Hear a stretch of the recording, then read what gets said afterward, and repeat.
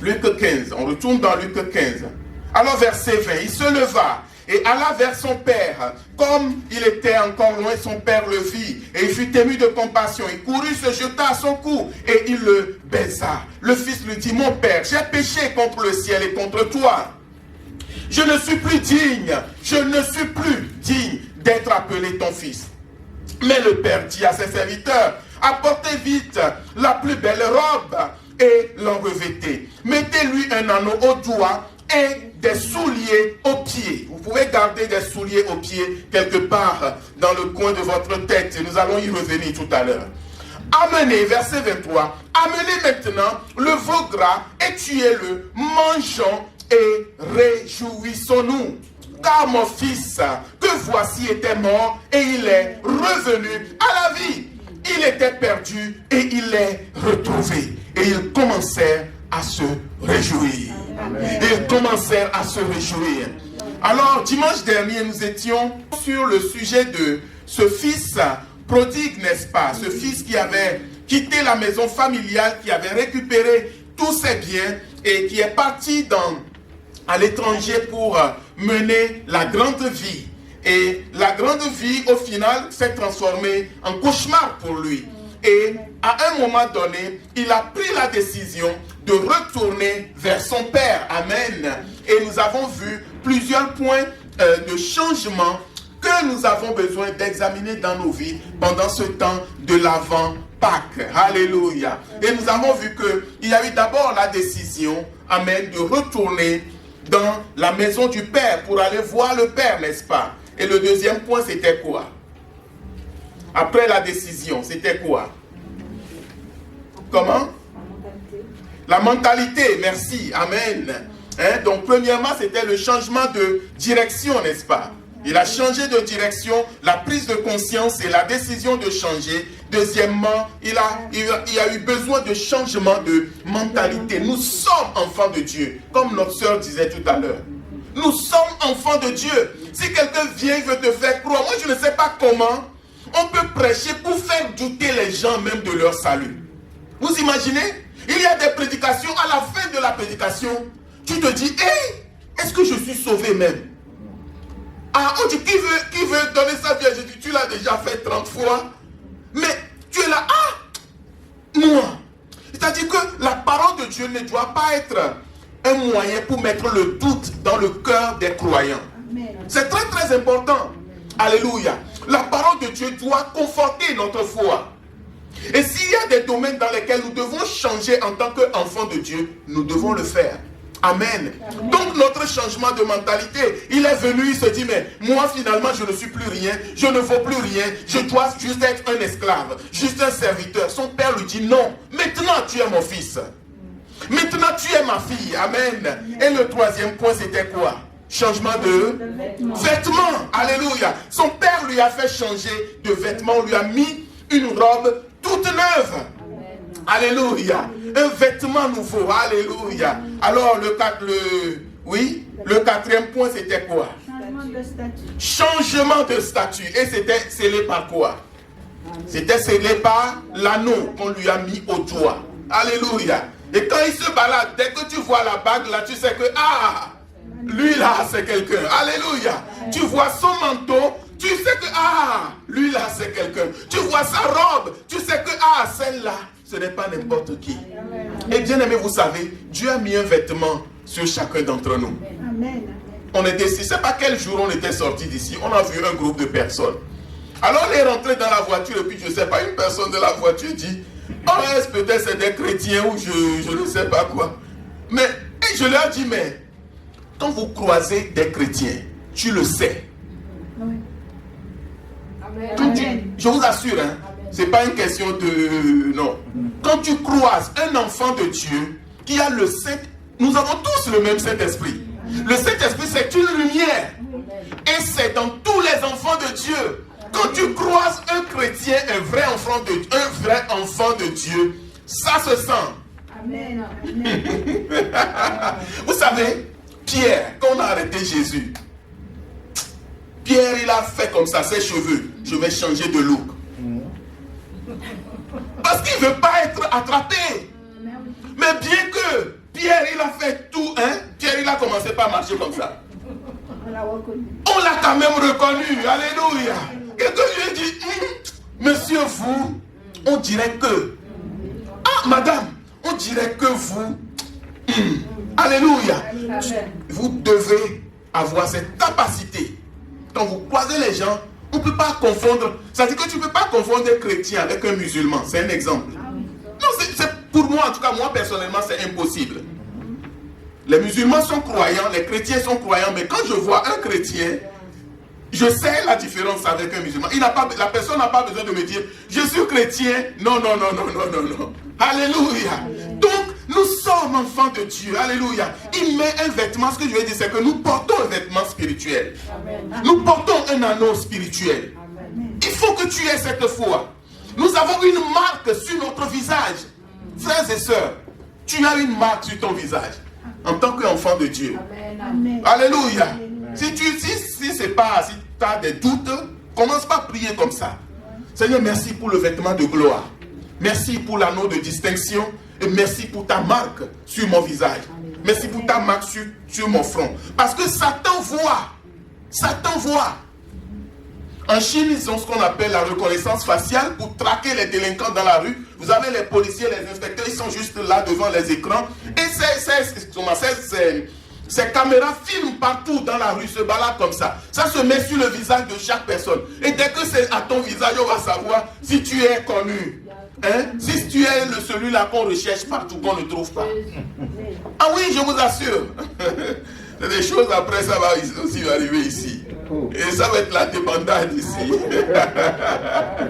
Amen. Mais vous savez, je dis ça pour dire que, mais nous qui sommes enfants de Dieu, les anges de Dieu se promènent. Amen. La Bible dit que le regard de l'Éternel se promène sur la terre pour identifier ceux qui le craignent, pour identifier ceux qui l'aiment. Les anges sont au service du Seigneur. Il va faire un tout à coup dans la vie de tel. Il va voir tel qui est en difficulté. Les anges vont dire, mais ils vont voir cette lumière. Ils descendent immédiatement pour te secourir. Amen. Ils descendent immédiatement pour te secourir. Amen. Mais Satan voit aussi cette lumière. On va le voir tout à l'heure. Le fils prodigue, il a eu ce vêtement. On l'a habillé, on lui a donné l'anneau. Et il est maintenant, comment dirais-je, rétabli. Amen. Donc aujourd'hui, le point sur lequel le Saint-Esprit veut que nous puissions nous attarder, c'est que la Pâque précède une grande fête. La Pâque est là pour annoncer une grande fête. Amen. Alléluia. La Pâque, le prix que Jésus est venu payer à la croix, mes amis, c'est pour nous rétablir en tant qu'enfants de Dieu. Mais après, il y a une fête. Il y a une grande fête qui t'attend. Il y a une grande fête qui nous attend. Alléluia. Ce ne sont pas des paroles en l'air. Ce ne sont pas des images. C'est la réalité. Frères et sœurs, vous savez, on va le parcourir. Luc 15.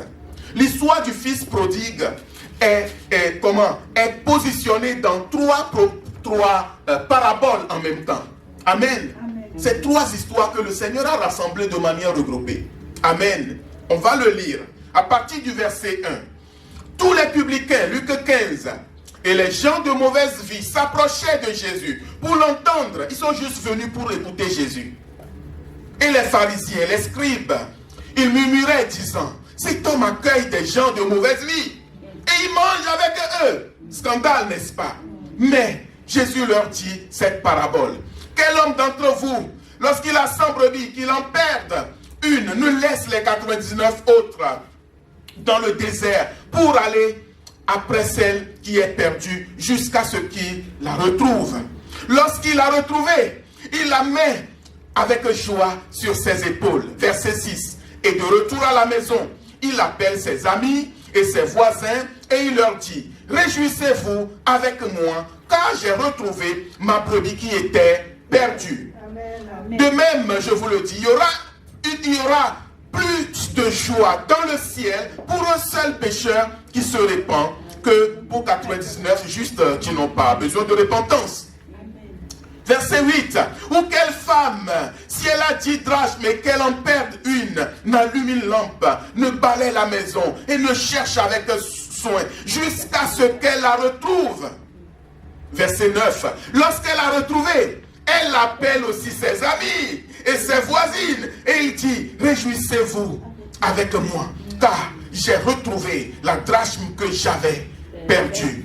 De même, verset 10, je vous le dis, il y a de la joie devant les anges de Dieu pour un seul pécheur qui se répand. Amen. Amen. Alors moi je vais dans mon texte jusqu'au verset 23 maintenant. Vous voyez, ça concerne le fils prodigue. Oui. Qu'est-ce qui se passe? Qu'est-ce qu'il dit verset 23? Quand il est revenu et tout, il a été restauré. Il dit quoi? Amenez le veau gras, tuez-le, mangeons et réjouissons-nous, car mon fils que voici était mort et il est revenu à la vie. Il était perdu et il est retrouvé. Et il commençait à se réjouir. Amen. Amen. Tout ça, pourquoi est-ce que je nous ai fait lire le début de ce chapitre? C'est pour voir que le verset 6, quand le monsieur a trouvé la brebis perdue, c'était la fête. Le verset 9, quand la femme a retrouvé sa drachme, l'unique pièce perdue, c'était la fête. Amen. Quand le monsieur, son fils qui était perdu, est revenu à la maison et qu'il est restauré, c'est la fête. Amen. Amen. Mes amis, Dieu veut que le pécheur soit sauvé. Dieu veut que celui qui est perdu retrouve le chemin de la vie. Amen. Dieu veut que, vous savez, pourquoi est-ce qu'on a aboli la peine de mort dans beaucoup de pays? Pourquoi la peine de mort est abolie dans beaucoup de pays? Il y a quelque chose de divin derrière. C'est pour dire que derrière même un monstre, il y a l'image de Dieu qui est cachée derrière. Quand je dis monstre, je dis vraiment la personne qui est vraiment, vous comprenez quoi? Il y a des personnes qui posent des actes cruels. On dit, mais comment est-ce qu'un être humain peut faire une pareille chose? Mais cette personne, le jour où elle est née, cet enfant est né, a poussé un cri de naissance. Mes amis, Dieu avait un plan pour lui. Aucun enfant ne naît, je vous assure, hein, personne ne naît en poussant son cri de naissance. Et que Dieu l'a déjà dit que toi, tu es fini. Non, non, non, non, non, non, non, non, non. Non. Bien-aimé, je vous dis non. Tout être humain, parce qu'il y a l'image de Dieu en chacun d'entre nous. Je crois que je l'ai assez dit ici. Alléluia. Donc, même la personne la plus mauvaise, Dieu attend qu'elle change. Même la personne qui fait des bêtises, Dieu veut qu'elle change. La personne qui prend le mauvais chemin, la Bible dit que l'Éternel ne se réjouit pas de la mort du méchant. Chaque fois que le méchant meurt, Dieu est triste. Chaque fois que le pervers meurt, Dieu est triste. Dieu attend que le méchant se répande. Et nous devons changer notre mentalité, frères et sœurs. Parce que notre problème, c'est que nous mettons les gens dans des cases. Tel là, il est comme ça. Tel là, il ne changera jamais. Tel là, il est ceci, il est cela. Mais c'est vrai, c'est ce que toi, tu vois. Mais Dieu, il veut qu'il change. Dieu voit en lui une autre version. Une autre version. Une autre version. Alléluia. Dieu voit une autre version. Comme toi-même. Ah, j'ai pas envie de parler de toi ce matin. Comme toi-même, tu as vu une autre version en toi. Dieu a été patient. Pierre nous dit que Dieu ne tarde pas dans l'accomplissement des promesses de la venue du Christ. Mais il use de patience afin que beaucoup se convertissent. Afin que les gens puissent se convertir. Vous voyez, ça fait 2000 ans que Jésus est parti. 2000 ans qu'il est parti. Chaque fois qu'il veut venir, les anges disent, mais Seigneur, regarde ce qui se passe sur la terre. Tes disciples sont en train de souffrir, ils sont en train de les tuer. On leur barre la route, on leur complique la vie. Ton nom est même méprisé par les dirigeants. Jésus dit non, je ne peux pas aller maintenant. Parce qu'il y a encore beaucoup qui sont de l'autre côté. Il y a encore beaucoup qui doivent venir à cette lumière. Il y a encore beaucoup qui doivent entendre parler de moi. Et les anges sont là, ils regardent les serviteurs. Ils regardent les pasteurs, ils regardent les prophètes. Ils regardent les sacrificateurs, ils regardent les chrétiens. Ils disent, mais allez leur parler de Jésus. Allez leur parler de l'amour de Dieu. Allez dire aux méchants que tu vaux mieux que ça. Allez dire aux méchants que Dieu veut que tu changes. Allez dire à celui qui va mourir que si tu meurs de cette façon, ce n'est pas bon. Amen. Allez dire à ceux qui sont perdus, Dieu vous tend la main. Amen. Le fils prodigue, il est revenu. Le père l'a restauré. Le père l'a rétabli. Alléluia. Et derrière, c'était la fête. Bien-aimés, le christianisme, le chemin que nous avons pris, le Seigneur nous a transportés des ténèbres. Il nous a menés à la lumière de son Fils, Jésus-Christ. Après, il y a une grande fête qui nous attend. Nous devons nous préparer pour cette fête. Préparons-nous pour cette fête. Je suis là ce matin pour te dire, mon frère, ma soeur, prépare-toi pour cette fête. Dieu ne mange pas ta justice. Dieu ne mange pas ton obéissance. Dieu t'aime. Oh, je ne sais pas comment vous le traduire. Bien aimé, Dieu nous a sauvés par amour. Le fils prodigue, il n'avait rien fait de bon avant que le père ne le récupère. Est-ce que quelqu'un me suit? Ce n'est pas parce qu'il a fait quelque chose de bien que le père l'a récupéré, que le père l'a nettoyé, que le père lui a donné des vêtements nouveaux. Quand il est rentré, quelqu'un disait ici, je ne sais pas si c'était dimanche, ou ça dans la méditation en famille, il n'y a pas, la Bible ne nous dit pas qu'il y a eu un entretien pour dire alors, l'argent est fini, tu es revenu maintenant. Pour combien de jours? Tu restes pour combien de jours? Pour 3 jours ou pour 4 jours? Et le suivant, bon, tu ne rentres pas dans ma chambre, numéro 1. Règle numéro 2, tu ne touches pas ma voiture. Règle numéro 3, tu ne te mets pas à table en même temps que moi. Ainsi de suite, vous voyez. Non! La Bible dit que alors que le petit voyou là, il était encore très loin. Quand le père l'a vu, le père a couru à sa rencontre. Alléluia. Mais vous savez, il y a un amour qui transforme. Il y a un degré d'amour qui change. Il y a un degré d'amour qui brise les carapaces, qui brise l'orgueil, qui brise des choses dans la vie. Que Dieu nous donne la grâce d'être messager de cet amour, d'être porteur de cet amour. Amen. Alors le frère, le grand frère, l'autre là, le parfait de la maison, celui-là qui n'a rien à se reprocher. La Bible dit qu'il était parti au champ et en rentrant, ah ben tiens, verset 25. Or le fils aîné dans les champs, il était dans les champs lorsqu'il revint et il approchait de la maison. Il entendit de la musique et des danses. Alors, il appela un de ses serviteurs, il demanda ce que c'était. Et ses serviteurs lui disent, mais ton frère, il est de retour. Et parce qu'il a retrouvé en bonne santé, ton père a tué le veau gras. Alors lui se mit en colère et il ne voulut pas entrer à la maison. Bien aimé, que Dieu nous fasse grâce. La Bible dit que moi, c'est ça qui me fait peur. Les premiers seront les derniers. Ça fait peur, mes amis. Non, je vous dis la vérité. C'est pourquoi j'ai appris maintenant à fermer ma bouche. Oui, je vous assure. Les premiers seront les derniers. Ce fils parfait, obéissant, droit, intègre, juste, policé. Lui n'a jamais eu de vraiment le fils parfait, quoi. Obéissant. Aujourd'hui, on peut dire le chrétien parfait. Obéissant, lui sa vie tout est nickel.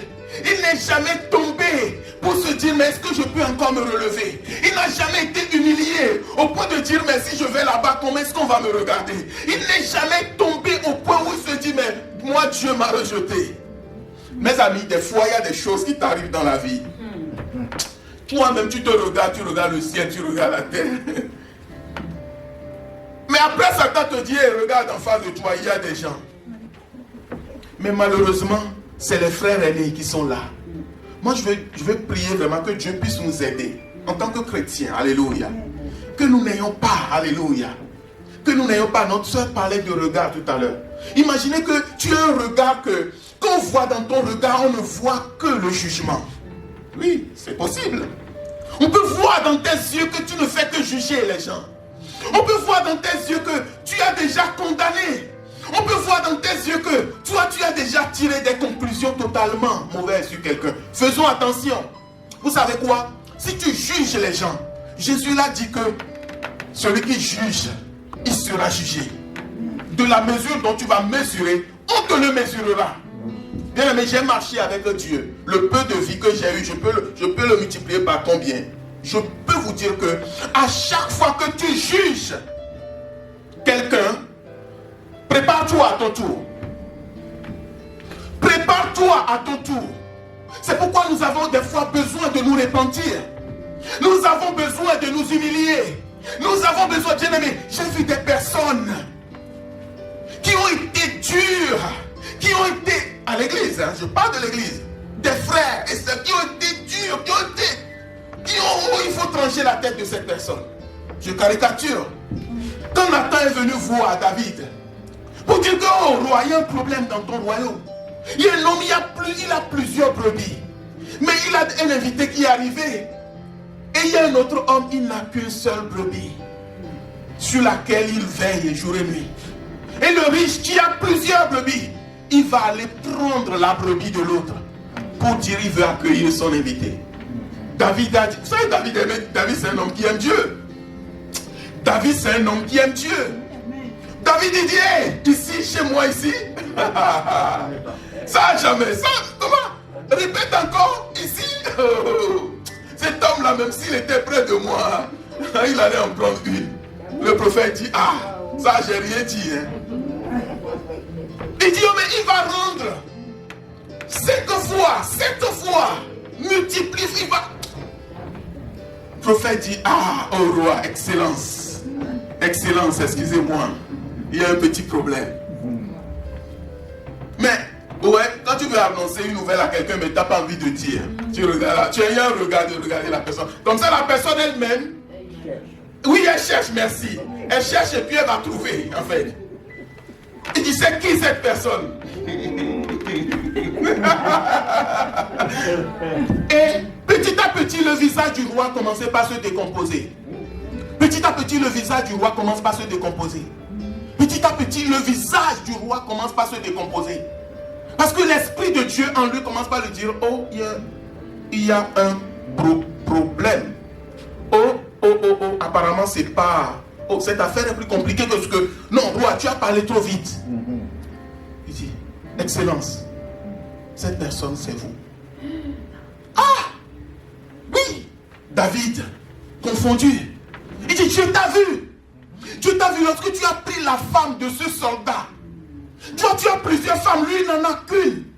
Sur laquelle il veille, il prend soin de sa femme. Il aime sa femme, il s'en occupe. Mais toi, tu as pris sa femme. Roi, tu ne peux pas faire une chose pareille. Et David, qui craignait Dieu, automatiquement s'est repenti. Automatiquement, il a reconnu. Et quand vous lisez le psaume 51, ça me semble qu'il y a rapport avec la repentance de David. Amen. Mais tout ça pour dire que, mes amis, ne soyons pas de ceux qui jugent. Ne soyons pas de ceux qui tranchent rapidement. Alléluia. Prions. Moi, je sais, il y a des années, quand je prêche comme ça, je vois des gens qui ne connaissent rien. Excusez-moi, il y a aussi l'ignorance. Hein. Ignorance, ce n'est pas une insulte. Quand on dit que quelqu'un est ignorant, on ne l'insulte pas. Il y a des ignorants, parce que je peux voir, qui sont responsables à l'église. Et qui seront là, tu vois dans leurs yeux qu'ils ne sont pas contents. Parce qu'ils pensent que c'est en jugeant, en condamnant, en tranchant qu'on va aider les gens à changer. Mais ça ne marche jamais. Ça ne marche pas comme ça. C'est Dieu qui nous change. Alléluia. C'est Dieu qui nous transforme. J'ai vu des gens taper sur des personnes qui malheureusement ont eu leur union séparée, divorcée.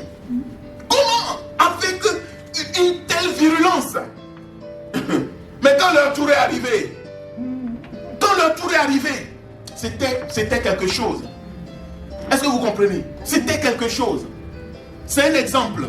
C'est juste un exemple. J'ai vu des gens condamner les enfants des autres. Lui, son fils, il a fait ça. Sa fille, vous avez vu sa fille? Regardez comment elle est habillée. Regardez ce qu'elle a fait là. Oh, les églises, Seigneur. Mais quand leur tour est arrivé, hey, c'est-à-dire que les choses que même les enfants des païens ne font pas, c'est ces choses que les enfants y font. C'est pour ça que nous devons, bien aimer, demander le cœur de Dieu. Alléluia. Demandez le cœur de Dieu. Moi, je dis, Seigneur, merci. J'ai des enfants. Alléluia. Des fois, ce n'est pas facile. Des fois, ce n'est pas facile. Et le Saint-Esprit me dit, tu vois, Imagine si tu avais découpé la tête de l'enfant de quelqu'un. Imagine si tu avais été brutal quand l'enfant de quelqu'un était en difficulté. Imagine que si tu avais un discours brutal, même dans ta maison, parce que tout ce que nous disons dans notre maison, Dieu entend. Tout ce que nous disons derrière nos portes, Dieu entend. Dieu entend. La manière dont nous regardons les autres, Dieu, il voit. Alléluia. Si vous condamnez, vous serez condamné. Si vous jugez, vous serez jugé. Doublement. Doublement. Faisons attention. Alléluia. Que nos regards sur les gens changent. Commençons par voir les gens qui sont meilleurs que ceux qui sont en train de faire aujourd'hui. Demandons à Dieu de pouvoir les toucher et les transformer. Amen. Bien sûr, ce n'est pas une carte pour faire n'importe quoi. Ce n'est pas une carte. Est-ce que je suis en train de dire que maintenant c'est fini, on ne craint pas Dieu, on fait n'importe quoi? Non. Mais quelqu'un qui a l'esprit tordu, tu parles de l'amour de Dieu, lui il va transformer en autre chose. En plus, ça veut dire que maintenant dans l'église, on doit faire n'importe quoi alors. Pasteur, tu dis que c'est l'amour, donc on fait n'importe quoi. Est-ce que c'est ce que j'ai dit? Non. Que Dieu nous donne son cœur. Alléluia. Je dis que Dieu nous donne son cœur. Que Dieu nous donne d'aimer. Alléluia.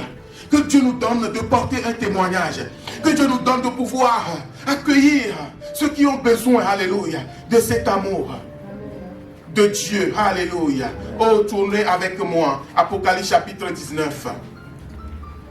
Apocalypse 19. On revient à la fête. Puisque c'est mon dernier point aujourd'hui. Apocalypse 19. La Bible dit après cela, j'ai entendu dans le ciel comme une voix forte. Une voix forte d'une foule nombreuse qui disait Alléluia. Le salut, la gloire, la puissance sont à notre Dieu. Parce que ces jugements sont véritables. Amen. Et justes, car il a jugé la grande prostituée qui corrompait la terre par son impudicité. Il a vengé le sang de ses serviteurs en le redemandant de sa main. Et il dit une seconde fois Alléluia.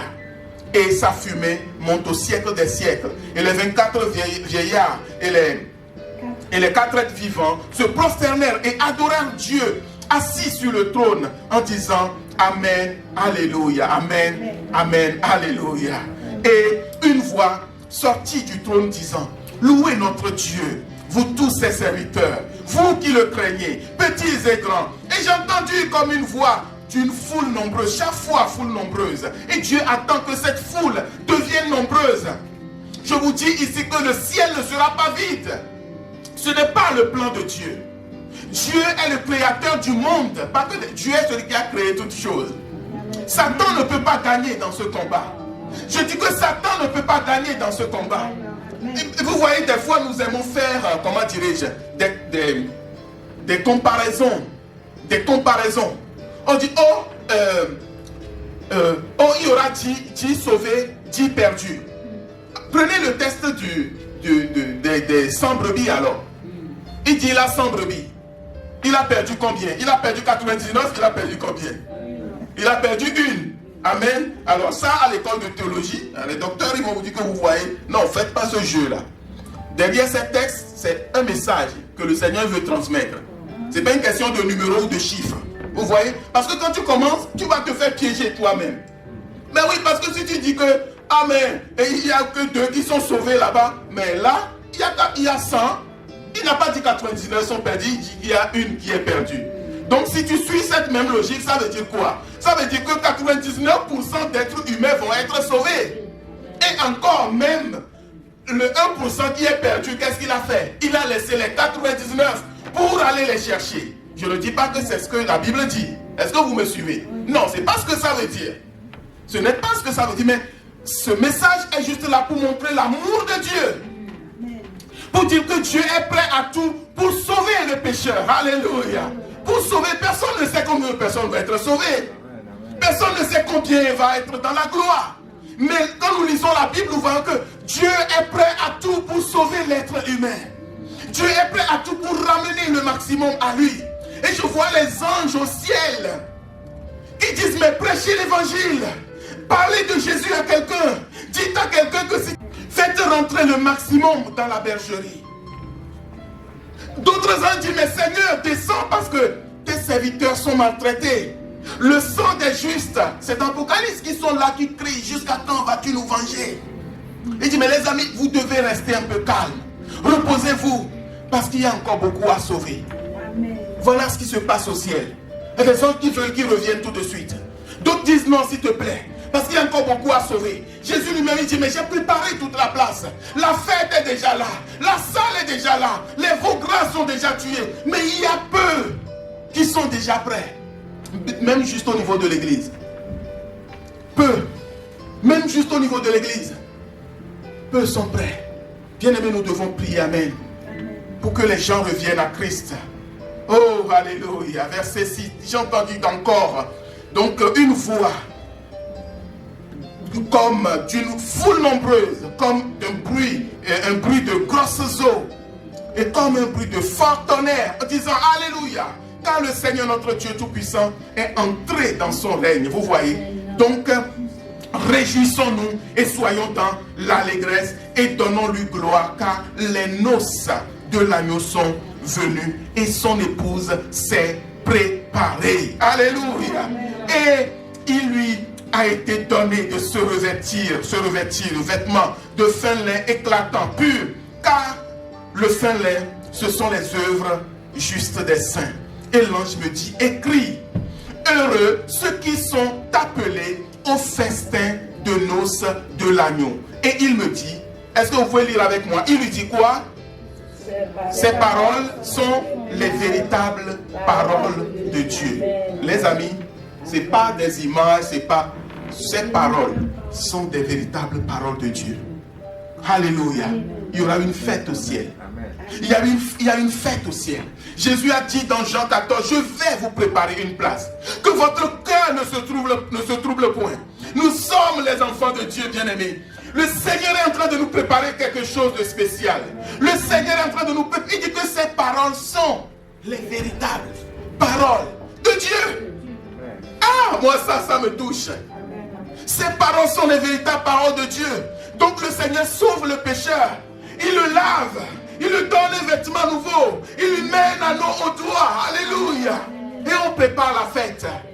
Mais je vous avais dit qu'il y avait un dernier point, n'est-ce pas? Un trait de détail. Il a dit quoi? Mettez-lui des chaussures. Mettez-lui des souliers aux pieds. Amen. C'est bon? Est-ce que vous l'avez? C'est bon? Pourquoi des souliers aux pieds?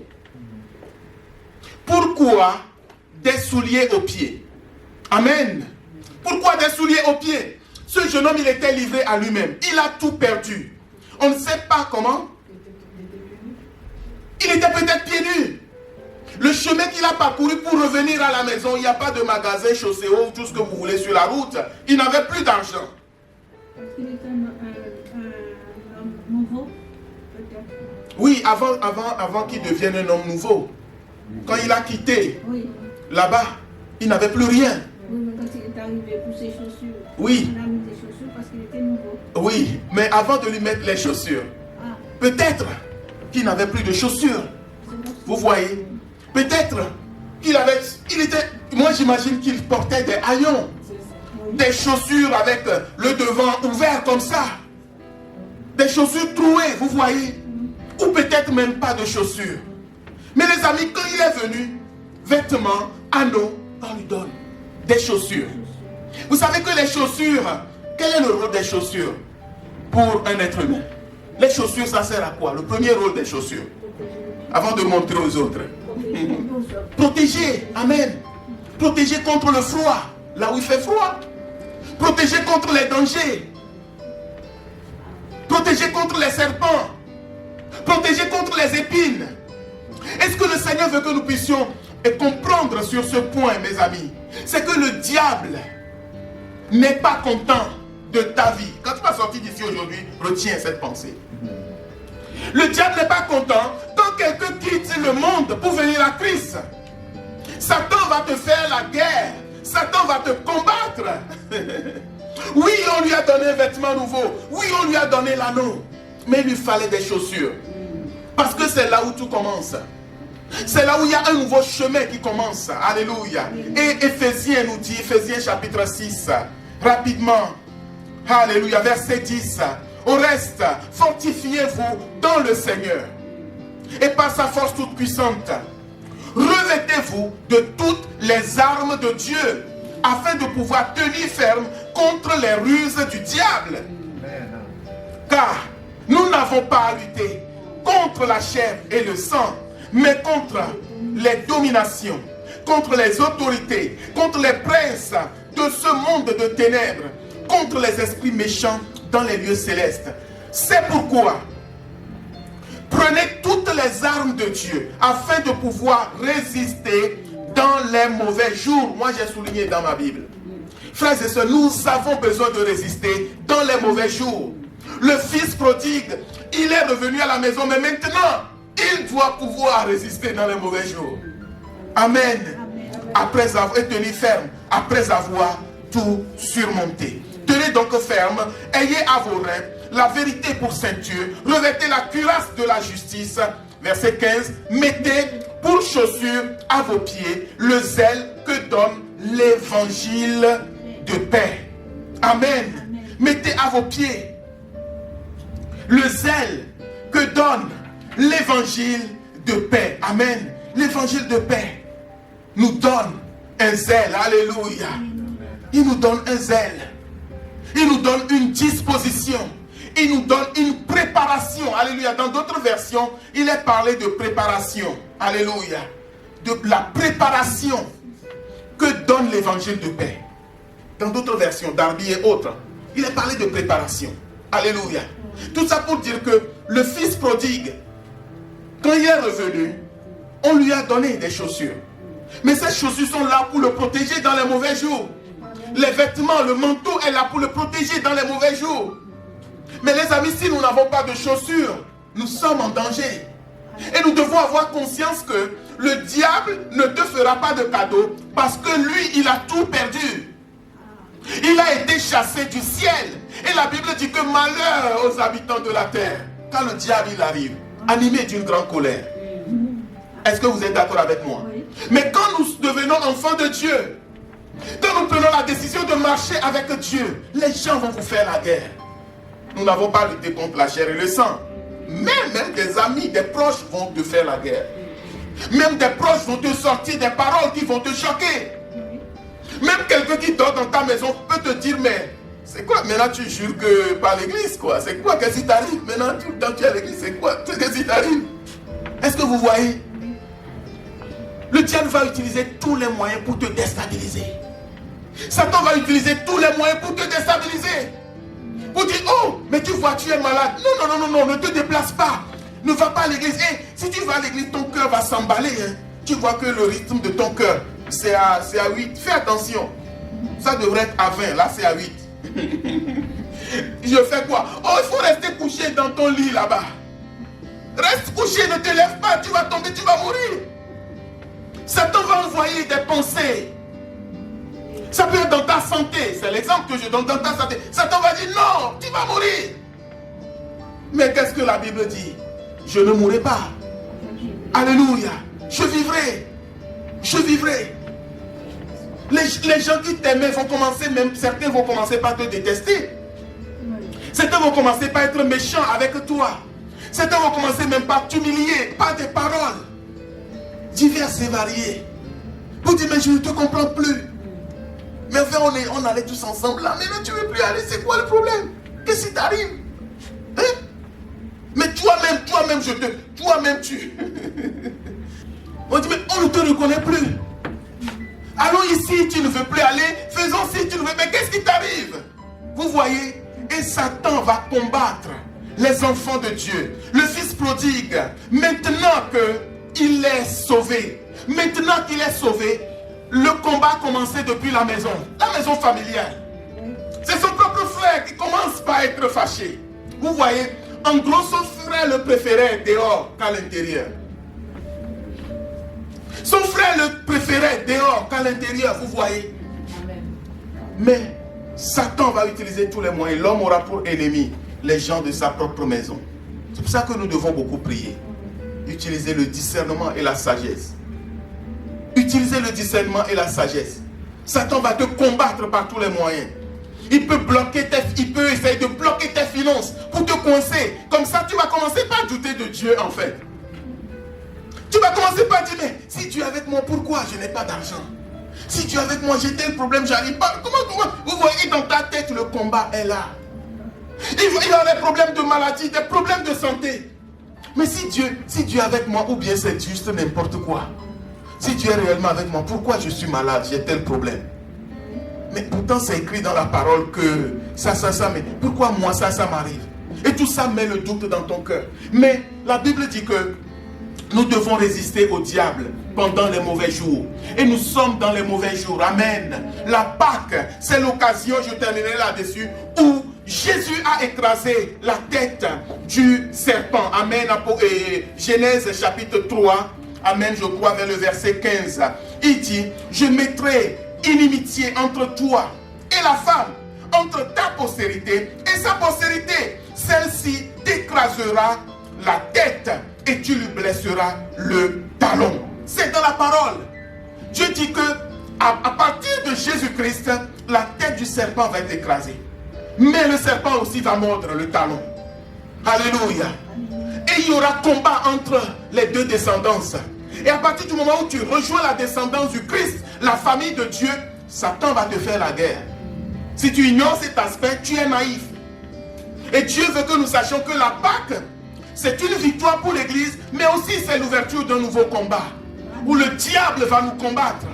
Il va combattre l'Église, il va combattre nos familles, il va combattre nos vies. Mais nous devons avoir l'assurance que celui qui est en nous, il est plus grand que celui qui est dans le monde. Celui qui est en nous, il est plus grand que celui qui est dans le monde. Amen. Oh, levons-nous ce matin. Levons-nous ce matin. Et disons merci à Dieu pour les vêtements qu'il nous donne. Disons-lui merci pour l'anneau qu'il nous donne. Disons-lui merci pour les chaussures qu'il nous donne. Disons-lui merci pour cette grande fête qui est préparée pour nous. Et disons-lui merci parce qu'en lui nous sommes en sécurité. En lui nous sommes en sécurité. Satan ne pourra pas te détruire. Je dis que Satan ne pourra pas te détruire. Amen. Satan ne pourra pas te détruire. Amen. Oh mes frères et sœurs, disons merci à Dieu. Rendons-lui grâce. Amen. Disons-lui merci. Rendons-lui grâce ce matin. Bénissons le nom de notre Dieu. Alléluia.